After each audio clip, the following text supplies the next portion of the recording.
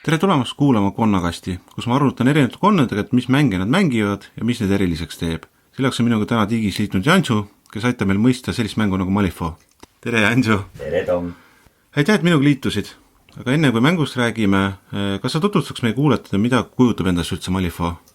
Malifaux on siis mängusüsteem, mis leiab aset nagu meie enda maailmas, aga mitte päris. Et nii-öelda bridge, mis on portaal meie maailma ja Malifaux vahel, kus siis saavad inimesed läbi minna. Ja see Malifaux ei ole nagu teine planeet, ta ei ole nagu teine nagu siuke päriselt olemasolu koht, vaid siuke fantaasiamaailm, kus iseenesest kõik on hästi sarnane. Seal on samasugune õhk, seal on loomad, seal on taimed ja selles suhtes, et nii-öelda kõik asjad, mis kasvavad Malifaux, saaksid kasvada meie planeedil saab sinna asju viia. Ajastu on siuke 1900 algus, täpsemalt on hetkel siis mängus aasta 1907 ja ta on nagu natuke sarnaselt ajastule, aga meil on umbes 200 aastat maagia olnud, mis ilmselt natukene muudab seda, mis tehnoloogia ja võimalused siin maailmas siis on. Lisaks siis muud maagilised asjad nagu erinevad koletised, hingekivid, kõik siuke asi. Ja ongi see, et see nii-öelda Malifaux on meie maailmal olnud avatud 10 aastat. Umbes 200 aastat tagasi see oli ka avatud 10 aastat ja siis see läks kinni. Ja Malifaux maailmas elavad erinevad koletised, inimesed, kes lähevad sinna oma nii-öelda varandust otsima, oma saatust, mingid lahedad seiklejad olema. Aga muidu ta on hästi sarnane, aga hästi palju rohkem maagiat. See tundub väga põnev, aga ma siit tulebki küsimus, et kui raske Malifaux maailma siseneda, et kas on kohustuslik uurida selle maailma kohta või lugeda tausta tema kohta, et see nagu parem oleks? Ma ütleks pigem ei, aga nagu mõnda asja võiks teada, et mängus on 8 faktsiooni ja sa võiks enam-vähem teada, mis on iga faktsiooni siuke nagu olemus, kas või nagu paari lausega lihtsalt, et sa nagu, kui sa satud kellegi vastu mängima ja ta ütleb sulle, et ta mängib Resurrectionisti, siis sa enam-vähem tead, mida ta siis võiks üritada teha.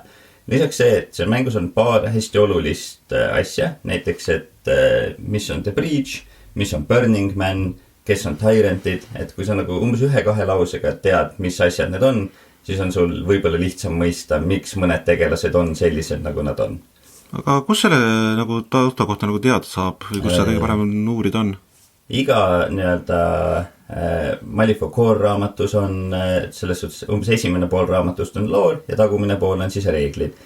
Lisaks on rollimäng Through the Breach, kus on siis hästi palju erinevaid väikseid lugusid, pluss nagu palju rohkem seda nii-öelda taustsüsteemi. Iga natukese aja tagant virdlaseb lihtsalt mingid uudiskirju välja ja on olemas hoopis nii-öelda teine mäng seal samas maailmas The Other Side, mis siis ka annab hästi palju seda nii-öelda teise nurga alt taustsüsteemi. Aga muidu jah, kõige lihtsam on ilmselt reegliraamatu esimene pool. Super. Sa mainisid ka lühidalt juba erinevad funktsioone nagu Resurrectionist ja asjad, mis Malifaux maailmas on. Kas sa tutvustaks ka uutele mängijatele, et need on hästi palju, need on kõik väga erinevad, et kui lühidalt kokkuvõttes, mida nad võiks endast kujutada? Et mängus on siis jah 8 faktsiooni. Alustame gildist, kes on kõige kesksem faktsiooni ilmselt, kes on tavalised inimesed, kes siis on läinud, kõigepealt nad võtsid suure osa meie enda planeedist üle need 2 Malifaux vahel perioodil, sest see on Guild of Mercantiles. Nad kõigepealt ostsid nii palju hingekivisid kokku, kui nad said ja kui inimesed ei olnud neile enam müüma, siis neil oli piisavalt sõjalist jõudu, et ülejäänud ka kokku korjata.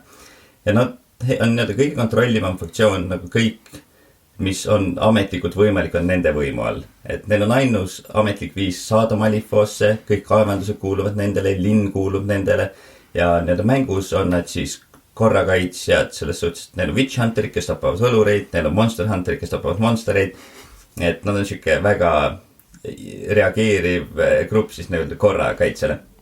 Ma korra küsiks ka vahele lihtsalt, mida seda edasi minna, aga mis asi see hingekivi on? Sa mainisid korra seda. Jaa, seal maailmas on siis siuke mineraal võib-olla on kõige õigem öelda, mida siis, mille abil saab teha maagiat ja kõik, või mitte kõik, aga paljud mehaanilised asjad seal maailmas sa saad. See on nagu taastuv energia, aga kuidas see taastub on see, et keegi peab selle mineraali juures surema.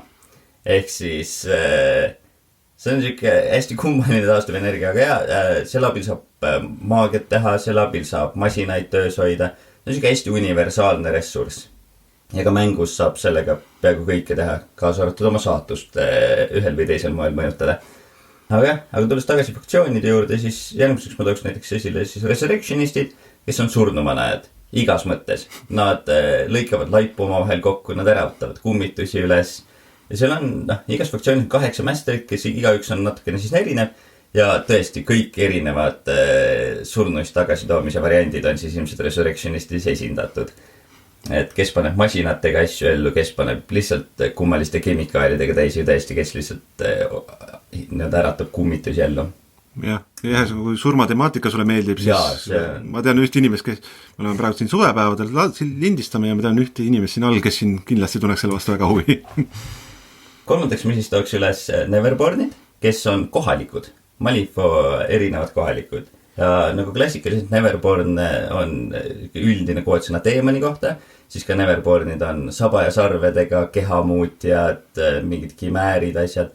Ja selles suhtes, et ametlikult olid ka alguses Kremlinid Neverbornid, aga kuna nad läksid mängu mehaaniliselt niivõrd erinevaks üldisest süksest nagu õudsast horror olemusest, siis nüüd on Kremlinid eraldi faktsioon, aga nad on ka ametlikult kohalikud Neverbornid, aga lükati kõrvale.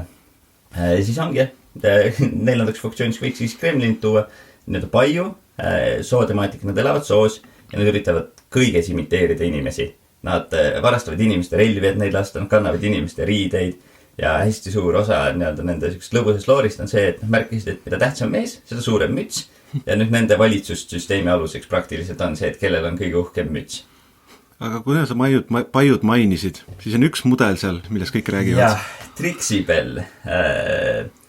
Ta on võib-olla natukene nagu liiga seksualiseeritud mini, aga jah, ta on siuke nii-öelda Kremlinite kontekstis siis noor kurvikas neiu, kes ka mängumehaaniliselt meelitab teisi lõksu oma nii-öelda välimusega. Aga samas tal on siuke lahe võime you didn't need to see that, mille abil saab siis veel asju teha, et kui ta kogemata liiga palju näitab, siis ka see on ilusti mängus olemas. Et me paneme kindlasti siis ka sinna linkide alla, paneme selle tema pildi, not suited for work. Jop. See on ikka väga siuke provokatiivne poos. Aga jah, lisaks on siis arkanistid, kes on võlurid, aga mitte nii-öelda lubatud võlurid. Ka gildil on oma võlurid olemas ja arkanistid ongi siis siuke nii-öelda põrandaalune võlurite liikumine, mis kui me vaatame, mida nad teevad, siis ega see tegelikult nagu väga salajane ei ole, et neil on Kaeris, kes üleni põleb ja Rasputina, kes loobib jääkristalle, et see nagu väga salajane ole. Ja neil on enam-vähem kõik erinevad maagiavariandid siis esindatud, et on nii-öelda need elementaalsed pooled, on siis nii-öelda keha muutmine, siuke kimäärilik ja selles suhtes elementides siis ka igasugused erinevad tuli ja jää ja õhud ja asjad. Ja veel on seal mängus siis vist 2 faktsiooni, kui ma hetkel õigesti meenutan, on Ten Thunders, kes on siis ka Aasia teemaline asi. Et ongi siuke väga tugev Aasia hõng, kõik tegelased on Aasia pärased, kõik see nii-öelda need erivõimed ja siuke olemus, aga kuna mind ennast Aasia peaaegu üldse ei tõmbas, see on ilmselt faktsioon, mida ma kõige vähem tean. Ja minu arust looris on lahe see, et mängu alguses oli 5 faktsiooni ja Ten Thunders on siis esimene uus faktsioon, mis tuli ja kui tulid siis iga nende master oli spioon mingis teises faktsioonis, mis on siuke nagu lahe asi. Kahjuks oli see küll esimeses editionis ja nüüd need on kõvasti muutunud, kõik on nii-öelda kuhugi eraldi laiali läinud või mingid muud omadused seal. Aga jah, see on minu arust nagu väga lahe, et alguses tuli ka puhtalt spiooni faktsioonina. Aga sa ütlesid esimesed edition, mitmes edition meil praegu siis on? Hetkel on 3. Ja veel nagu vähest aega, et ilmselt järgmine aasta või hiljemalt 2 aasta pärast me läheme siis 4. editionisse ja kes teab, mida kõike see võib endaga tuua. Ja viimaseks on siis Explorers Society, kes on kõige uuem faktsioon. Kui ma eksis, ta tuligi nüüd alles 3. editionis, kus on siis kõik on siukse nii-öelda seikleja olemusega, et nad ei huvitu otseselt sellest, mis toimub Malifo linnas, vaid kõigest sellest, mis toimub väljaspool, et nad on maadaavastajad, nad on jahimehed, nad on siuksed, võib-olla varjatuma olemusega tegelased. Kas Outcasti mainisid? ei, näed, tõesti, üks faktsioon oli veel. Outcastid, nagu nimi võib öelda, on need, kes kuhugi mujale ei sobinud. et nad ongi, et kui kõigil teistel faktsioonidel, ma ütleks, et on mingi tugev ühine joon, et surnumanajad kõik tekitavad kuidagi surnuid, paiu on kõik enam-vähem kremlinid või asjad, kes elavad seal soos, siis Outcastid on täiesti siuke nii-öelda suvaline grupp. Ma ütleks, et kõige vähem on seda võimalust, et sa tahaks mingeid asju omavahel kokku panna, sest nad on ikkagi väga-väga erinevad. Korra sa mainisid, kui sa Exploreritest rääkisid, siis sa rääkisid, et nemad lähevad Malifaux linnast välja. Kas see mängu nimi tulebki sellest, et kogu see aktsioon toimub siis Malifaux linnas? Malifaux on selle maailma nimi ja kohe nii-öelda, kui me tuleme Earthside'ilt, ehk siis nagu meie maa poolt sinna Malifausse, siis kui ma õigesti mäletan 20 kilomeetri kauguselt me leidsime linna. Me ei ehitanud seda linna sinna, seal juba oli linn ja ongi see, et selle linna nimi on siis Malifaux City ja seal maailmas, me ei ole väga kaugele jõudnud oma avastusega, et ma ütleksin mõnikümmend kilomeetrit igas suunas. Seal on mingid märkimisväärseid kohti, aga kuna mängu temaatika on ikkagi siuke nagu horror ja siuke, siis ega see väga kaugele ohutult minna ei saagi. Et kaugemad kohad ilmselt ongi kaevandused ja mõned ürgsemad kohad, mis juba nii-öelda kellegi teise poolt asustatud olid. Väga tore, see on väga äge. Aga ennem kui me hakkame nüüd mängu sügavalt analüüsima, tahaks küsida, et kui palju ma peaks rahaliselt arvestama, kui ma seda mängu tahaks mängima hakata?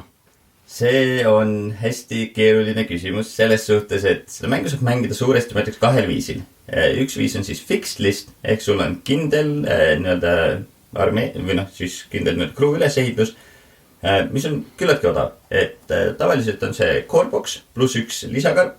Corebox on siuke, ma arvan, 70-80 euro kanti ja lisakarp umbes 40 eurot. Umbes 110 euroga, ma ütleks, sa saad täiesti mängitava asja. Seal on muidugi erandeid, näiteks mida rohkem sa minisid mängu käigus sünnitad, seda rohkem on sul neid minisid vaja, sest ilmselgelt, eks või. Aga kui sa tahad mängida seda mängu nii-öelda kõige competitive mindsetiga, et sa tahad, et sul kõik variandid olemas oleks, sa peaks ostma kogu faktsiooni, mis tähendab kõigi 8 Masteri coreboxid, kõigi Masterite umbes 3 või 4 lisakarpi, pluss kõik nii-öelda versatile asjad, ehk mida kõik saavad võtta. Ma arvan, et jääb siuke vähemalt 1000 euro juurde, aga see annaks sulle siis tõesti nii suure eelise mängu alguses, et mida valida. Aga karm reaalsus on see, et kuna seal mängus on hästi palju hästi erinevaid võimeid, siis tegelikult sa ilmselt tahad mängida rohkem selle fixed listi poole, võib-olla väikese siukse mõjutusruumiga, kui see, et sul on siis kogu bufee avatud, et mine mölla. Et jah, ja kui me räägime, see on see puhtalt minide osa. Reeglid on tasuta, äpp on tasuta, kõik uuendatakse kogu aeg ja kui sa tahad, siis sa saad osta kõiki neid kaarte ja reegliraamatuid, aga sa kunagi nagu otseselt ei pea seda tegema. Malifaux on ka põhiliselt skirmismäng, et kui palju minisid enamasti lauas on nagu? On väga skirmis selles suhtes, et keskmiselt ma ütleks jääb 8 juurde. On faktsioone, mis siis natukene vähem, siis on sul nagu suurem, tugevamad asjad või siis natuke rohkem, kus sul on siis ütleme 10-12 mini. Lisaks on mängus siis nii-öelda summonerid ehk asjad, kes tekitavad mängu käigus uusi minisid juurde. Näiteks minu lemmiktegelane Somer, tema kogu nii-öelda asi on see, et ta on hästi suur pere ja mul võib lauas olla kuni 20 mini, et viimane mäng, mis ma tegin, mul mängu jooksul käis läbi 28 mini. Et juba hakkab juba peaaegu nagu suure mängu moodi minema.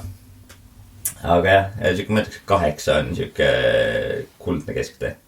Kui me räägime juba mängimisest, kui paljud sõjamängud kasutavad D6 täringuid, siis Malifaux on oma väga põnev süsteem. Kas sa natuke tutvustaks seda meile? Jaa, Malifaux kasutab siis kaarte. Tavalist kaardipakki, ääretud potid, ruutud, aga neil on nii-öelda oma sümbolid, aga iga nii-öelda mastile vastab siis mõni sümbol ka. Et ääretud asemel on siis rammid, ruutu asemel on maskid, poti asemel crows, ehk siuksed varesed ja risti asemel siis toomsed raamatud. Kõik on siis ka seotud mingi faktsiooniga oma olemuselt, aga nii-öelda mängu siis, et sul on ikkagi kõiki 4 masti vaja, ükskõik keda sa siis mängid.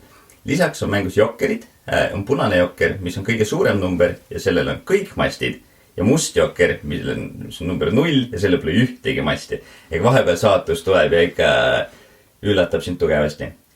Mis on nende kaartide puhul hea, on see, et täringu puhul sul ei ole vahet. Sa võid järjest veeretada ainult 6, kõik ütlevad, et sul on raskusega täring ja nii on. Aga kaardipakis sul on 4 masti, numbritega 1-13. Kui sa oled saanud käigu alguses ainult neid väikseid numbreid, sa tead, et mingi hetk peab olukord paremaks. Nagu sul on need suured numbrid pakis olemas. Aga kui sa oled saanud käigu alguses hästi palju ainult neid suuri numbreid, võib-olla võta rahulikumalt, ilmselt rohkem asju niikuinii ei õnnestu. Et selles suhtes on nagu väga lahe asi. Ja lisaks on sul siis kaardi käsi mängus. Et kui sul ei sobi see number, mis sa paki pealt tõmbasid, siis aeg-ajalt teatud olukordades on sul võimalik siis saatust tüssata ja mängida käest sobiv kaart. Ja vahepeal sa isegi tahad tüssata saatust halvemaks. Aga see on pigem siuke erandjuhtum sõltuvad situatsioonist. Kas üldse kaardipakk, kas põhimõtteliselt saan siis tavalise kaardipakki võtta või on mingi spetsiaalse kaardid? Saab, et minul endal on ostetud 2 sükst lahedat pakki, kus on õiged sümbolid, siis natuke näevad teistsugused välja, et see Rams on siis natukene nagu pool ärtu südant, et nagu ta näeb natuke sarnane välja, aga siiski pigem erinev. Lisaks on hästi palju, kümneid ja kümneid erinevaid kunste, et sa saad nagu oma kruule vastavalt, oma funktsioonile vastavalt, võib-olla sul lihtsalt mõni temaatika meeldib.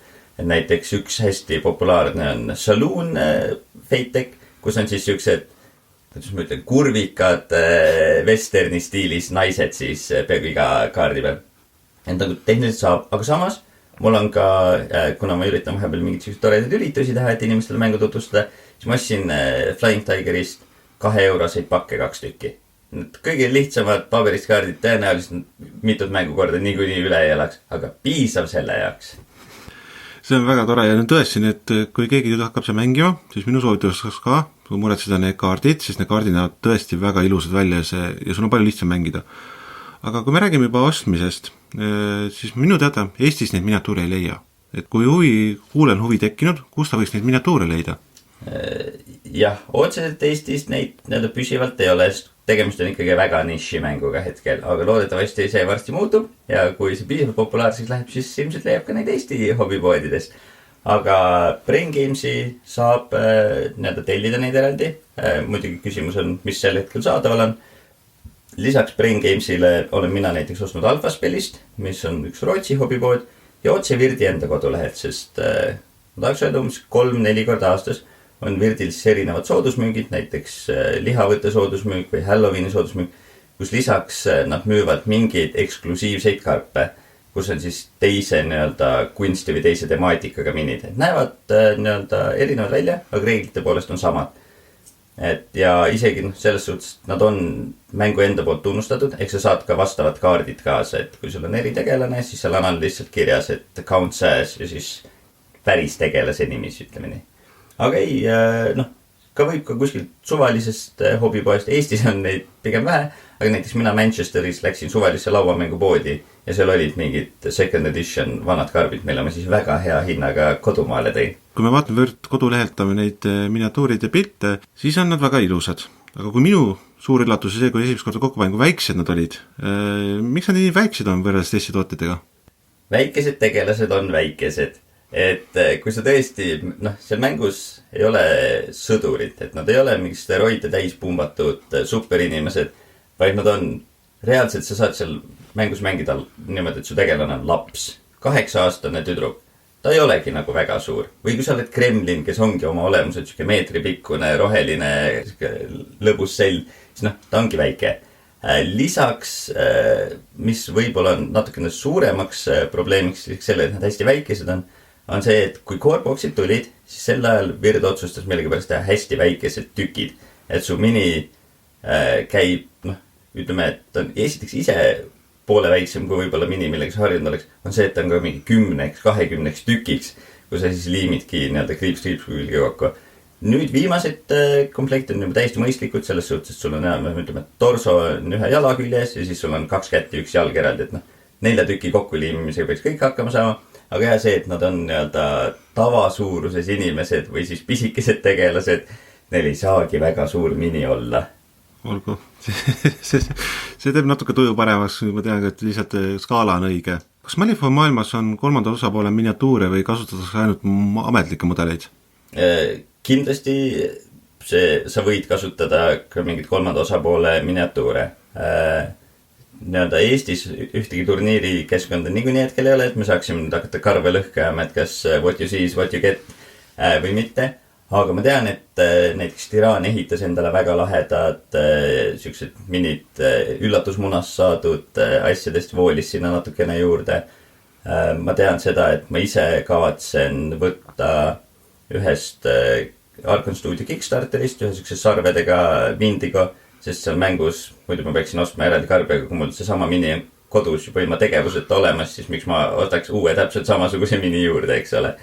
Seal, nagu enne mainisin, on siis nii-öelda alternate kunstiga või alternate olemusega tegelasi. Ja mul on näiteks üks kruu, mida ma hakkan ehitama, on siis kassiteemaline, aga ühte mini nad ei teinud alternate varianti. Ja siis ma lasin 3D printida endale siis kassiteemalise sarnase mini. Et kindlasti võib, aga miks sa võib-olla ei taha seda teha, on see, et seal äpis, iga kord, kui sa avad oma tegelase, siis tal on pilt. Ja kui sa kasutad ametliku mini, siis see pilt ja tegelane läheb täpselt üks ühele kokku. Ja vahepeal me eristamegi, et sarnase mudeli, et see on see, kellel on käed laiali, see on see, kellel on käed koos. Et kui sa kasutad mingid kolmanda osapoole minisid, sa pead kuidagi muud moodi ära märkima, et kes neist on siis kes. Nii, mul on nüüd miniatuurid, mul on tahe.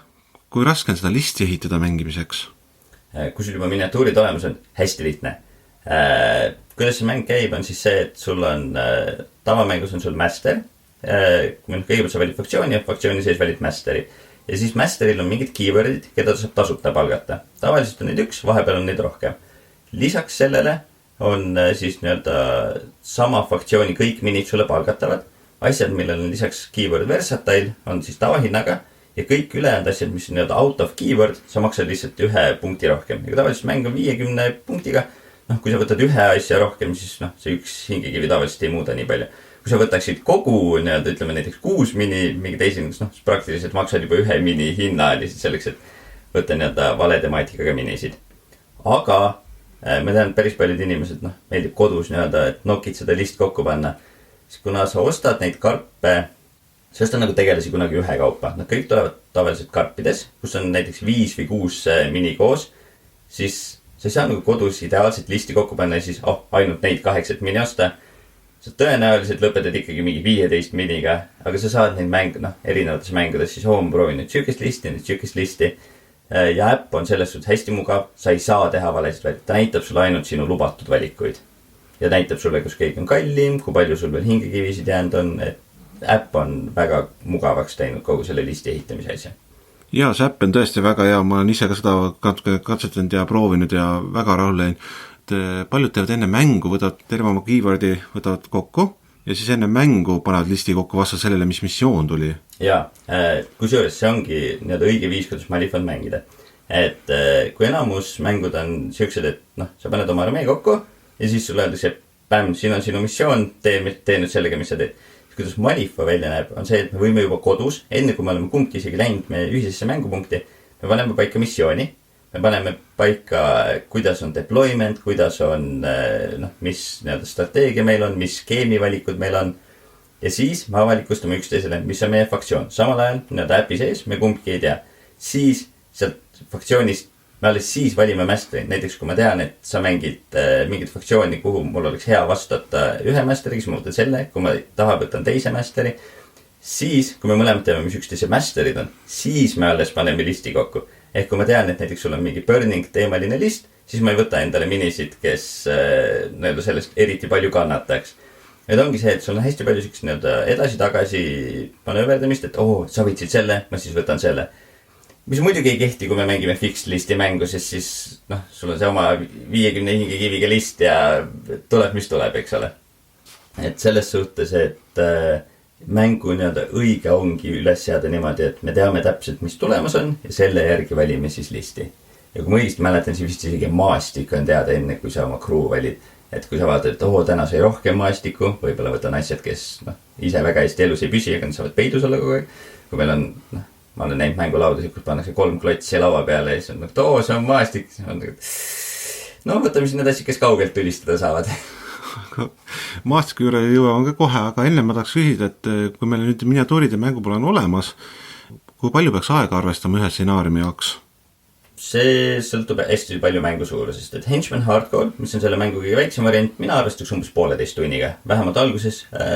Ta peaks kiiremaks minema, et ma kunagi nägin kuskil posterit, kus oli, et 25 minutit per mäng. Ma ei tea, kuidas, nagu mul on vahepeal nagu esimeseks käiguks või mängu ülesseadmiseks juba palju kauem läinud. Aga noh, see tähendab seda, et see teoreetiliselt peab olema võimalik need minutid kõvasti alla tõmmata. Tavaliselt ma ütleks üks 30 hingekivise mängu, ma arvestaks juba 1,5 tundi, 2 tundi. Ja mu kõige pikem mäng oli siis, kui me mängisime Pokuga 50 hingekivi mängu. Me mängisime 5,5 tundi ja me jõudsime 3. käiku 5. Ja siis ma pidin kahjuks ära minema. Et me mäng jäi pooleli, aga see tõesti oli, meil oli mõlemad summonerid, meil mõlemal oli lõbus, meil mõlemal oli hästi palju selliseid reaktsiooni asju, et mäng tõesti venis. Aga jah, ma arvan, et meil mäng oleks võib-olla sama palju veel edasi läinud, et see oli tõesti väga pikk mäng, aga see on tõesti ühekordne kogemus mu kõige pikemast mängust. Skirmismängu kohta tundub see aeg ikkagi päris pikk, et kas see tuleneb äkki sellest, et selles mõttes iga tegelane on sul põhimõtteliselt oma eri võimetega, mida nad saab kõike teha ja asju? Jah, igal tegelasel on kahepoolne kaart, ühel pool siis su passiivsed võimed, mida on umbes 4, ja teisel pool sinu actioni, mida on tavaliselt 3-6. Ehk siis jah, sul on hästi-hästi palju valikuid seal mängus. Mõned neist valikutest on siuksed, mis lahenevad paari sekundiga ära, et sa ütled, et ma teen seda, lipid paki pealt ühe kaardi ja juhtus või ei juhtunud, eks ole. Aga mõned asjad seal mängus on see, et sina teed, mina teen, sina teed, mina teen, sina teed, mina teed. Ja siis see üks action alles läbi. Ja siis uuesti, sina teed, mina teen, sina teed, mina teen. Ja see ongi see, et kui meil kulub juba iga actioni peal umbes minut ja seal mängus, tegelikult on actionid küllaltki vähe ja ma arvan, et miks nii palju hetkel kulub on see, et see mäng on küllaltki nišš, me keegi ei ole veel 100% kursis, mida me teeme. Et selle aja tõesti võiks madalamaks saada. Ma ei usu, et me saame selle aja kunagi sinna 25 minuti juurde, aga kui 45 minuti juurde tundub isegi täiesti realistlik. Ma usun ka, see on täiesti realistlik ja nagu elu on näidanud, siis ma usun, et tulevikus, kui kunagi tagasi vaatame, siis on meil väga palju rohkem mängijaid, siis huvi ainult on. Praegu oleme siin suvepäevadel ja meil on sul on päris pikk nimekiri inimesi, kes tahavad seda proovima hakata seda mängu. 6 inimest panid suvepäevadel kirja, et nad tahaksid seda mängu proovida. Ja ma loodan, et kõik need 6 inimest saavad seda proovida. Ja ma loodan, et võimalikult paljud neist saavad üksteist oma vastu, et kui mina, kes ma olen väga palju mängiksin kellegi vastu, kes mängib esimest korda, siis ma saan teha talle, et kotša, vaata, see on see, kuidas oleks pidanud tegema. Aga kui 2 võrdsel kogemusel mängijad, siis ma kujutan ette, et mõlemad teevad endale ja üksteisele võrdselt üllatusi. See on väga tore. Ja kui sinagi kuulaja tahaksid mängida, siis Artur on meil siin Jansu, kes kindlasti on, ja Tallinnas võid Pokuga ühendust võtta, ta teeb ka kindlasti hea meelega mängib sinuga. Aga kui ma vaatasin seal lauda, sul all, mis on pandud, siis oli väga tihedalt pandud täis see laud, et see väga tihe maastik. Miks nii? Võib-olla ma panin gramm palju sinna alla, aga ei, Malifaux tahabki pigem tihedat maastikku. Esiteks on see, nagu ma enne mainisin, su tegelased ei ole nagu supersõdurid, kellel on mingi raudrüü ja tulelöö, ma ei karda.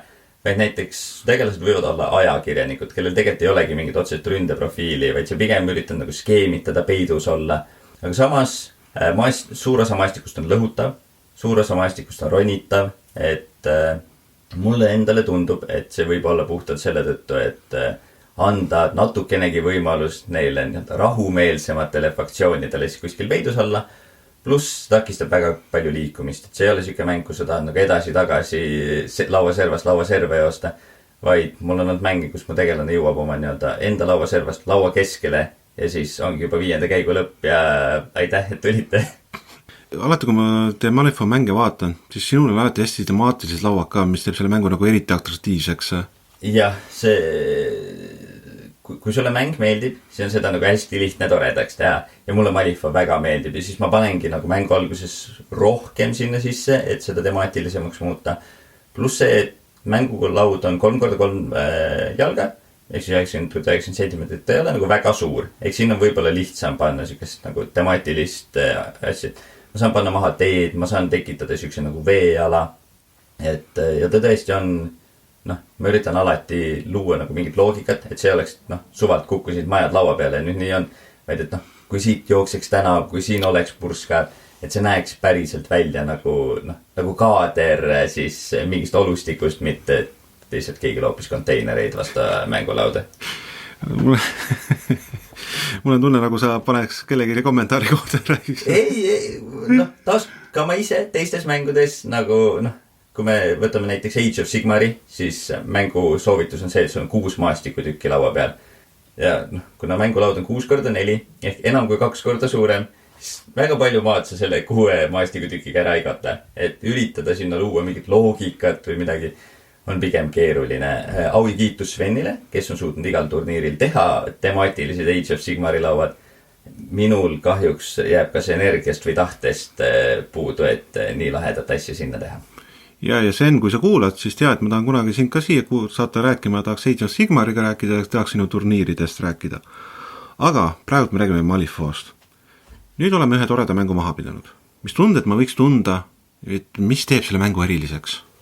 Minu jaoks teeb selle asja hästi eriliseks just erinevad kombinatsioonid, et sa saad seal mängus tekitada olukorra, kus 2 tegelast jooksevad, panevad mingi olukorra üles, mida siis 3. lahendama tuleb. Näiteks, et ma annan endale mingid positiivseid omadusi, sulle mingid negatiivseid omadusi. See mäng on väga süke, kui ma enne ütlesin, edasi-tagasi liikumisega, et sina reageerid, mina reageerin kogu aeg muutumises. Iga mängu lõpus mul on see tunne, et ma oleks võinud seda teha, ma oleks võinud seda proovida.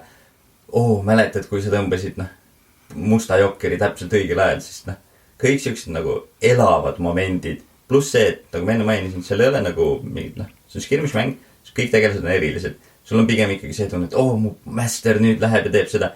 Mitte ei ole, et mees number 14 läks ja suri, et pigem on, kõik on erilised, kõik on nagu siukene, nagu tekitab siukse temaatilise tunde, et sa läksid, sa tegid, päriselt saatus mõjutas ühel või teisel viisil. Mulle meeldib, kui positiivselt selles mängus räägiti, siis ma kohe küsiks tegelikult juurde, kas on mingi lemmikmälestus ka selles mängus, mida sa tahaksime kuulajatele jagada? Ma arvan, et see tuleb sealt samast mängust, mis minu ja Poku mängisime 5,5 tundi, kus me jõudsime 3. käiku. Seal mingi hetk, kuidas siis Poku faktsioon töötab, on Urami, kui ta liigub läbi minu minide, mis on tema faktsiooni puhul võimalik, siis ma saan sellest viga. Ja minul oli hästi palju mingid erinevaid kaitsvaid reflekse selle peale. Ja siis oligi, ta tegi ühe liikumistegevuse, mille peale vist mingi 6 või 7 erinevat asja reageeris niimoodi, et tema oli, nüüd mina saan midagi teha. Ja siis me nüüd saan mina midagi teha. Ja siuke mingi 5 minutit me naerukrampides laua kõrval üritasime midagi teha. Ja siis ongi see, et kogu aeg reageerid sellele, mis siis tekkis. Pluss vaieldamatult mulle on väga meeldinud kõik Malifa üritused, kus ongi see, et inimesed tulevad kokku, inimesed mängivad. Kristjan tegi paar aastat tagasi Tallinnas turniiri. Mina olen nüüd Tartus teinud 2 mängupäeva, loodetavasti juulis teen 3. Et kõik siuksed, kus sa saadki kokku ja siis esiteks teised inimesed teevad asju, mida sa isegi sa ei teadnud isegi selle peale mõelda. Et sa võid ükskõik kui palju kodus oma listi vaadata, aga sa ei tea asju, mida sa ei tea. Et see ongi väga lahe, kui sa näed mingid erilisi hetki. Pluss seal mängus jokkerid on hästi suur osa. Need on pakkunud 2 tükki. Ja punane jokker, mis oli see hästi hea jokker, kaalub üle kõik teised kaardid. Välja arvatud musta jokkeri, mis kaalub üle kõik kaardid. Ja see, kui sa tõmbad punase jokkeri, ja sa pead sinna teise kaardi juurde tõmbama, sa tõmbad musta jokkeri. Ja siis sa lihtsalt vaatad oma neid 2 kaarti. Ja seda juhtub tihemini, kui sa arvata võiks. Seda juhtub, ma arvan, et 2 kord 3 mängu jooksul ja siis lihtsalt seisad ja vaatad oma lauda. Jah, nii on. Midagi teha ei saa, kõik ebaõnnestus. Jah. Aitäh, see oli väga tore kogemus, see oli tõesti mulle super. Aga vaatame korra tuleviku poole ka. Mida võiks oodata tulevikus mängu jaoks? See on hästi keeruline küsimus ja meil on hästi põnev hetk selles suhtes, et hetkel tulevikku vaadata. Kuidas siis mängul, hetkel meil on 3. edition. Iga edition vist on, kui ma õigesti olen aru saanud, üles ehitatud triloogia peale. Praegu on siis Burning Mani triloogia ja just tuli välja 3. raamat nüüd juuni alguses. Ja kui sel raamat otsa saab oma looga, mis on siis ilmselt kas järgmine aasta või halvemal juhul ülejärgmine aasta, see algabki uuest 4. edition. Ja miks on oluline, on see, et Malifa mängus hästi palju kogu aeg muutub. Muutub selle tõttu, kui mängu autorid siis otsustavad, et nüüd mõnel tegelase on aeg otsa saada või nii. Aga nad teevad ka hästi palju community involved asju. Näiteks ongi see, et meie ise mängime omavahel mängu, saadame Virtile tulemuse ja loodetavasti 1000 inimesed teevad seda veel ja siis nende tulemuste alusel otsustatakse, kes kumb pool siis võidab. Et näiteks see Burning Man ongi, kui ma õigesti aru sain, siis mõne aasta taguse GenConi rahvahääletuse tulemus, et kuidas siis olukord laheneb. mis on nagu väga siuke nagu huvitav, et noh, mõned tegelased, mis on natuke nagu hirmus, et kui su crew lihtsalt kirjutatakse üks päev mängust välja, aga ei, loodetavasti ikkagi mingi osa sellest jääb alles, et sa võib-olla pead 1-2 uut mini ostma, mitte see, et nüüd kõik on läinud. Pluss seal mängus on siis siuke tegelane nagu Jacob Lynch, kelle sees elab teeman. Ja hetkel ta veel suudab seda teemanit nagu kinni hoida. Aga ilmselt lähikuudel on üks suuremaid ennustusi see, et see teeman saab temast võimust. Sul jäävad täpselt samad minid alles, aga kui enne oli Jacob Lynch, kelle sees oli teeman, keda ta nagu alistas, siis nüüd on teeman, kes kasutab Jacob Lynchi keha. Et nagu täpselt samad minid, aga nagu nii suur nagu sisuline pööre. Pluss see, et asi, mida inimesed pidevalt räägivad, on see Kremlinid peaksid elama ainult mõned aastad. Aga seal on mõned Kremlinid, kes olid vanad Kremlinid 10 aastat tagasi. Ja noh, nagu ikka keegi ei taha ju neid armsaid tegelasi mängust välja saata. Aga nagu mingi hetk sa pead otsustama, et no inimesed ei tohiks 300 aastat elada ja kui su eluajaks on 3 aastat, siis võib-olla 10 on ka natuke liiga palju. Okay. Ta tegiski küsimus kohe see, et kui ma ostan karbi ja äkki järgmine 4. edition ei olegi enam mõnisid enam nende jaoks või reegleid. See natukene on hirmus. Selle vastu mingit võlurohtu ei ole, sa pead lihtsalt lootma, et Vird on armuline. Aga noh, selles suhtes, et Dead Man's Handis hetkel minu teada on ainult 4 masterit. Ja mängus on circa 40 rohkem isegi. Ma arvan, et circa mingi 50-60 masterit. Et kui sa nüüd tõesti, sul on ainult üks crew ja see on see üks õnnetu crew, kes välja lõigati, siis natukene kurb on, aga minu arust üks paremaid näiteid on see, et mängu alguses oli Seamus, kellel oli henchman Molly, kes siis oligi üks oli teise alluuses. Siis nüüd hetkeseisuga on Seamus ja Molly erinevad masterid, neil on erinevad miniatuurid. Ongi lihtsalt see, et sul ei võetud ühtegi mini ära, aga sa ei saa neid lihtsalt enam niimoodi koos mängida. Sa pead neid kuidagi teistmoodi kasutama. Et ma räägin 4 tegelast on need, kes on nagu täiesti väljas nagu. Aga noh, neil on, toote meelde, üks kirjutati Genconi otsuse alusel välja, üks oli lihtsalt liiga võimas ja selle asemel, et üritada siis teda kuidagi tasakaalustada, kirjutati välja.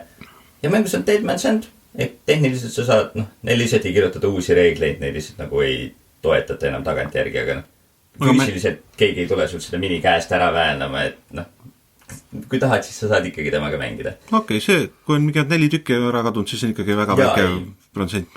Tundus küll nagu... Nad on liikunud, aga ma räägin, sul nagu pead lihtsalt teistmoodi neid kasutama. Aga see on äge, et tõesti firma, kes kuulab oma fänne ja teeb vastu sellele muudatusi, see on väga värskendav kuulda. See ei olnud üldse teise firma vastu praegu suunatud. Aga mis plaanid on sinu tuleviku jaoks ja mida sina sooviks saavutada? Ma arvan, et minu kõige olulisem eesmärk lähiajal on see, et ma lähen juuli keskel Soome turniirile, mis on mina ja Poku mõlemad läheme siis Lõunamaad esindama. Helsingis on Ropecon, kus siis toimub viimasel päeval siis ka Malifaux turniir. Ma loodan enne seda võimalikult palju harjutusmänge sisse saada, et ma ikkagi nagu esindaks tublisti meie serverit ja ilmselt ka meie riiki siis antud kontekstis. Ja üks asi, mida ma natuke loodan, on see, et see crew, kellega ma olen neile ehitanud ilusa display dioraama, et nagu vähemalt keegi ütleks, et see on ilus. Ma alguses mõtlesin, et võib-olla võiks isegi nagu võitma minna, aga siis mulle öeldi, et soomlased on mingi meeletult head värvi, et nüüd ma loodan lihtsalt, et keegi on nagu mingi, lahe, et nagu see oleks juba see, millest mulle piisab. Aga lisaks on mul pooleli umbes 3 erinevat crew'd, mida ma ehitan, kus on siis erinevad minid, mida ma tahan kokku panna, värvida, nendega võimalikult palju mängida. Ja tegelikult kindlasti ma ei näe mingit nagu pidurdamismärke, pigem on just see, et hoogu juurde, rohkem üritusi, rohkem mängijaid. Võiks olla kunagi see kõige populaarsem mäng Eestis. Aga miks mitte? Suur unistus, aga tehtav. Selles mõttes arvestades, kuidas ta on kasvanud ja kuidas ta üldse nagu ei ole niši mäng, siis ma ütleks, et ta läheb väga hästi ja tulevik on helge. Aga kui ma lähen Wordi kodulehele, siis seal on 2 mängumoodi veel. The Other Side ja Through the Breach. Through the Breach? Breach. Jah, Breach. Breach on see portaal 2 maailma vahel. Ja The Other Side naljakal kombel on siis nagu meie maailm. Et see on nagu Malifaux poolt vaadates The Other Side. Nad on samas maailmas mängud ja tegelikult on Virdil mingid väikseid nagu lauamänge ja asju veel tehtud samas maailmas. Aga The Other Side ja Through the Breach on kõige suuremad asjad kindlasti. Alustame näiteks siis The Other Side'ist. toimub sama maailm, kõik see Malifo olemus, aga see toimub siis meie nii-öelda sellel olemuse poolel, Earthside'il nii-öelda. Ja meil ei ole mitte skirmish-mäng, vaid meil on armeepõhine mäng. Ja faktsioonid ei ole need samad, aga natukene sarnased selles suhtes, et meil on siis King's Empire, meil on Three Kingdoms, meil on seal mingid Aafrika riigid ja Gibbering Hordes. Ehk siis Malifosse on tekkinud hunnik lisaportaale, aga ookeani alla. Ehk siis siuksed kalainimesed, siuke natukene Cthulhu-esk error, kes siis võitlevad siis inimeste vastu ja inimestel on omavahel konfliktid ja seal on veel mõned siuksed, ütleme siis deemon faktsioonid, kes siis üritavad ka olukorda enda kontrolli alla saada. See on hästi lahe võimalus saada mingit lisainfot selle maailma kohta, aga mind otseselt see väga ei tõmba. Mulle just meeldibki Malifo puhul see, et sul on nagu skirmish, et sul iga tegelane on eriline, et Other Side'is tundub mulle rohkem see, et sul on nagu 3 mini ühe aluse peal, et nad ei saa olla väga iseloomu on ju palju vähem, kui nii-öelda grupiga koos minna. Ja teisena on siis see Through the Breach, mis on rollimäng. Ja selle rollimängu puhul on see, et iga nii-öelda, see toimub see Malifo maailmas, ja iga tegelas on oma fate. Ehk mängu alguses, kui sa mulle tegelast lood, siis otsustad, kuidas ta sureb. Või mängujuht otsustab, kuidas ta sureb. Ta ei sure kohe ära, see ei ole siuke mäng, kus nüüd me mängime ebasurnud. Ei, sul on lihtsalt saatus. Ja see ongi see, et mingi hetk su saatus saab täidetud. Sa võid seda üritada tüssata, aga mingi hetk saatus tuleb ja püüab su kinni. Mis on nagu, ma ei ole kunagi mänginud ühtegi rollimängu, kus siis nagu, tavaliselt, kas hääbub ära või midagi. Ei, meil on kindel lõpp-punkt. See võib olla igal tegelasel erinev. Sa võid saada uue tegelase, aga sa tead, et sa mängid mingi eesmärgi poole. Aga muidu on ta selles suhtes rollimäng, et meil on üks mängujuht ja hunnik mängijaid. Mõlemad mängud kasutavad seda sama kaardisüsteemi, mis taaskord mulle väga meeldib, et sul on kindlalt suured numbrid, sul on kindlalt väiksed numbrid. Ma olen mänginud Dungeons & Dragonsit, kus ma tegin sessioonis 20 veeretust ja ma ei saanud kunagi üle 5. Nagu mitte midagi ei juhtu. Ja ma tean, et nagu see, mul ei ole mingit garantiid, et nüüd natuke võiks paremaks minna. Aga nagu, kui sa mängid selle kaardipakiga, jah, selles suhtes, mul on võimalik, et ma tõmban ainult sealt väiksest osast kaarte ja selles suhtes numbrid 1-6 pigem on väikesed. Aga mul on ka alati, see teadmine, et seal pakis on need head numbrid olemas, ükskõik kui halvasti mulle, ma tean, et mingi lootus on. Mu tunne, et ma lähen uuri selle Through the Breachi kohta, sest see süsteem tundub väga huvitav. Ma olen ise rollimängu jooksutan, kus oli ka nagu kindel lõppu. Ma teadsin, kuhu need lõpp lähevad mängivad ja ma arvan, tahan seda vaadata. Ka mina kavatsen see aasta vähemalt ühe Through the Breach one-shoti jooksutada. Mul on selleks olemas see nii-öelda core reegliraamat, mul on olemas 6 laiendi reegliraamat ja mul on umbes 30 nii-öelda one-shoti, mille vahel siis valida. Et kindlasti see aasta ma tahan vähemalt ühe Through the Breach mänguga ise ilmselt mängujuhi rollis läbi mängida. Kui keegi on nõus seda mängu juhtima, mulle meeldib alati mängi alla. Paistab, et ma pean sulle lihtsalt külla tulema, ma enam ei taha teemida. Aga minu poolt suur aitäh sulle, Jansu, et tulid. Aitäh, Tom. Ja tead, mis me nüüd lähme teeme või? Nüüd lähme mängime Malifod. Teeme nii. Ja teie kuulajateks on Kon Künk otsas.